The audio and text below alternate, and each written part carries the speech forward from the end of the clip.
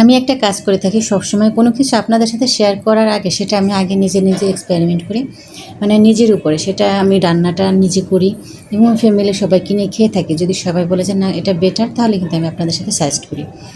Hello viewers, আসসালামু আলাইকুম, সবাই কেমন আছেন? চলে এসেছি নতুন আরেকটা ভিডিও নিয়ে। তো আজকে হচ্ছে পাকিস্তানি পেশোয়ারি বিফ বা নানকি বিফ, যেটা একেবারে মোস্ট ভাইরাল পপুলার একটা ডিশ। তো এখানে কিন্তু আমি মাংস নিয়েছি, একটু বড় সাইজ করে কেটে নিতে হয় আপনার পেশোয়ারি বিফের জন্য। আর আমি 2টা হাড্ডি নিয়েছি। তো রান্নার সময় আর কি বলবো, প্রথমে বুকের ভিতরটা ব্যথা শুরু হয়ে গেল, কারণ অনেকটা পরিমাণে ঘি আমাকে এখানে ব্যবহার করতে হবে। জাস্ট শুধু ঘি দিয়েই রান্না করব। তো এখানে মশলা বলতে কোনো কিছুই নেই। প্রথমে কিন্তু আমি কড়াইয়ে আধা কাপেরও বেশি, মানে বড় একটা কাপের একটু কম ছিল, ঘি ঢেলে দেওয়ার পরে দিয়েছে 2 টুকরো আদা কুচি, ছোটো ছোটো স্লাইস করে দিয়েছে। আর ছোটো একটা পেঁয়াজ কুচি দিয়ে এবার আমি যে মাংসগুলো কিন্তু দিয়ে দিয়েছি। আর পেশোয়ারির বিফের মাংসগুলো কিন্তু সবসময় একটু বড় বড় করে কাটা হয়, তো তাহলে ভালো হয়। এবং চর্বিযুক্ত মাংস নিলে খুব ভালো ফলাফল পাওয়া যায়। তো আমিও সেইভাবে চর্বিযুক্ত মাংস নিয়েছি, 2টা হাড্ডি নিয়েছি নলির।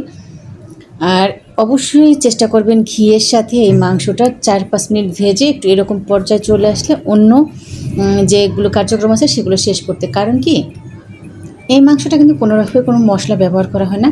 মাংসের যেটা ফ্লেভার থেকে যায় সেটা কিন্তু পাওয়া যায়। তো আমরা তো আসলে বাঙালি, আমরা অনেক মশলাদার খাবার, অনেক মজা করে খাওয়া আমাদের অভ্যস্ত। তাই আমি একটু সাজেস্ট করব কি, এই মাংসটাকে ঘি একটু ভালোভাবে ভেজে নিলে তখন কিন্তু ওই গন্ধটা থাকে না, আর এর টেস্টটা কিন্তু অনেক বেশি বেড়ে যায়। মাংসটা প্রথমে আমি কিন্তু 5-6 মিনিট একেবারে নেড়েচেড়ে ভেজে নিয়েছি, দেখতেই পেলেন। তারপরে আমি দেখেন 4টা আলু দিয়েছি, 2টা টমেটো কেটে দিয়েছি, 4-5টা কাঁচা মানে ছোট ছোট পেঁয়াজ দিয়েছি, আর 4-5টা আস্ত রসুন দিয়েছি। এগুলো কিন্তু অপশনাল, আপনি রসুন না চাইলেও ব্যবহার করতে পারেন।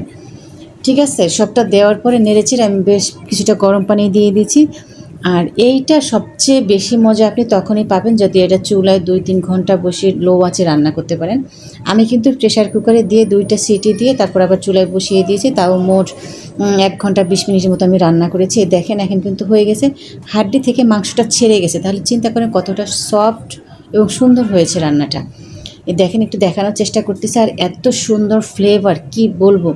মানে আমার বাসায় খেয়ে তো সবাই একেবারে ফিদা হয়ে গেছে যে এত মজা হতে পারে কোনো রকম মশলা ছাড়া একটা খাবার।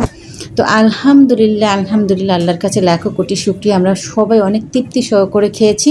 তো সেজন্য আপনাদের সাথে শেয়ার করলাম। আর আপনাদের কেমন লেগেছে অবশ্যই জানাবেন। ঝোলটা তো জাস্ট ওয়াও, মানে খেয়ে একেবারে ফিদা হয়ে যাবেন, কথা বলার ভাষা হারিয়ে ফেলবেন এটা খাওয়ার জন্য। দেখেন লাস্টে একটু আদা কুচি, একটু ধনিয়া পাতা কুচি দিয়ে জাস্ট আমি একটু গার্নিশ করে নিন। এবার আমি সার্ভ করে আমি আপনাদেরকে দেখিয়ে দিচ্ছি। তো আমি কিন্তু এটা সার্ভ করেছিলাম, রুটি কিনে নিয়ে আসছিলাম, আর বাসায় পরোটা তৈরি করছিলাম। এই 2টা কম্বিনেশনে মানে যে যেটা পছন্দ করে সেভাবে আমরা খেয়েছি। সবাই ভালো থাকবেন, সবাইকে অনেক অনেক ধন্যবাদ এত সময় আমাকে দেওয়ার জন্য। অবশ্যই সবসময় পাশে থাকবেন। আবার কথা হবে ইনশাআল্লাহ। আল্লাহ হাফেজ।